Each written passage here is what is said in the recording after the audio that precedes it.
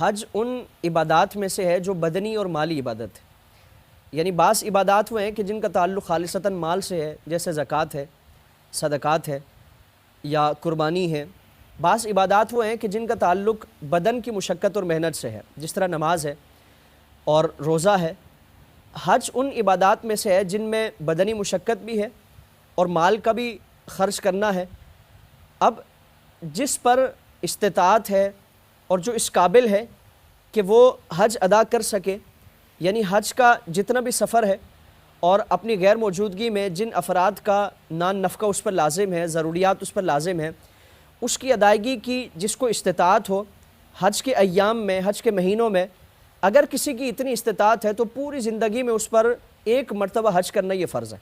اور قرآن کریم میں اس کی فرضیت کا اعلان فرمایا گیا کہ وَلِلَّهِ عَلَى النَّاسِ حِجُّ الْبَيْتِ مَنِ اسْتَطَاعَ إِلَيْهِ سَبِيلًا، کہ اللہ رب العالمین کے لیے لوگوں پر حج کرنا فرض ہے جو راستے کے اعتبار سے طاقت رکھتا ہو،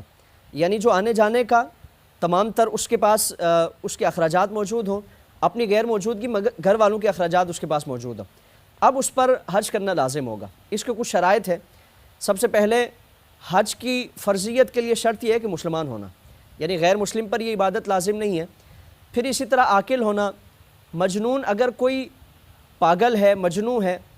اگر اس کے پاس جتنا بھی مال موجود ہے اس پر حج لازم نہیں ہوگا۔ اسی طرح بالغ ہونا، یعنی بالغ پر لازم ہے، نابالغ پر یہ لازم نہیں ہے۔ عاقل، بالغ، مجنون نہ ہو، عقل مند ہونا اور بالغ ہونا یہ اس پر لازم ہے۔ پھر اسی طرح کسی کے پاس اتنی استطاعت ہے کہ وہ حج کر سکتا ہے تو اس پر لازم ہے کہ وہ حج کرے۔ اگر کسی شخص نے اسی کیفیت میں اپنی زندگی گزار دی کہ وہ باوجود استطاعت کہ اس نے حج نہیں کیا، باوجود اس کے کہ اس کو اللہ رب العالمین نے مال کی فراوانی عطا فرمائی تھی، پوری زندگی اسی کیفیت میں گزر گئی۔ آج ہم کئی ایسے افراد کو دیکھتے ہیں کہ پوری زندگی مصروفیت کی گزر جاتی ہے، ارادہ کرتے رہتے ہیں کہ اگلے سال کریں گے، اس سے اگلے سال کریں گے، اس سال مصروفیت ہے، اس سال موقع نہیں ہے، اس سال مہلت نہیں ہے، فرصت نہیں ہے، اور اسی کیفیت میں پھر زندگی کا خاتمہ ہو جاتا ہے۔ اور یہ جو ایک فرضیت کا جو حکم تھا وہ اپنے سر لے کر اس دنیا سے چلے جاتے ہیں۔ تو اب یہ خیال کیا جائے کہ اللہ رب العالمین کی بارگاہ میں اس گناہ کا جو ایک سلسلہ ہے اس کے ساتھ حاضر ہونا ہے، اور اللہ رب العالمین کی بارگاہ میں اس کا سخت مواخذہ ہے۔ تو اس لیے جس شخص پر بھی لازم ہے، یعنی جو ان شرائط پر پورا اترتا ہے کہ وہ مسلمان ہے، وہ عاقل ہے، وہ بالغ ہے، وہ صاحب حیثیت ہے، وہ استطاعت رکھتا ہے کہ وہ حج کرے، تو اس پر لازم ہے کہ وہ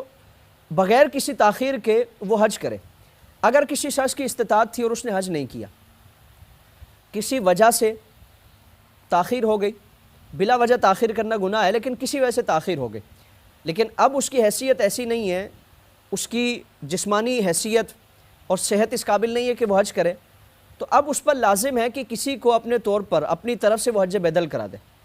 یا اگر کوئی شخص اسی کیفیت میں اس کا انتقال ہو جاتا ہے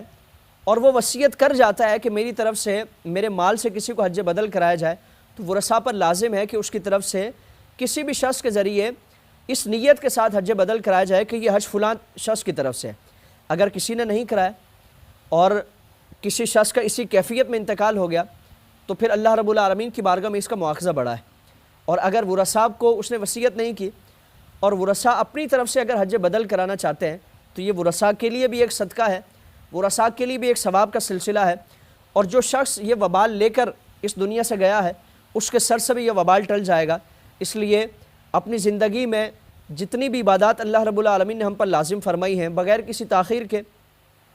اور بغیر کسی کیل و کال کے، بغیر کسی ٹال مٹول کے، جیسے ہی اس کا وقت ہو، فرصت ہو، فوراً ان کو ادا کر دیا جائے۔ اللہ نہ کرے کہ ہمیں مہلت نہ ملے، ہمیں وقت نہ ملے، یا خدا نہ خواستہ کسی کا مال ہلاک ہو جاتا ہے، مال برباد ہو جاتا ہے،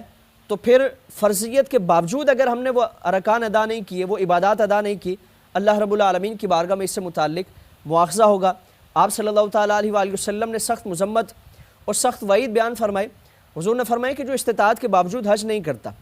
جس کو اللہ رب العالمین نے مال عطا فرمایا تھا اس کے باوجود اس نے حج نہیں کیا،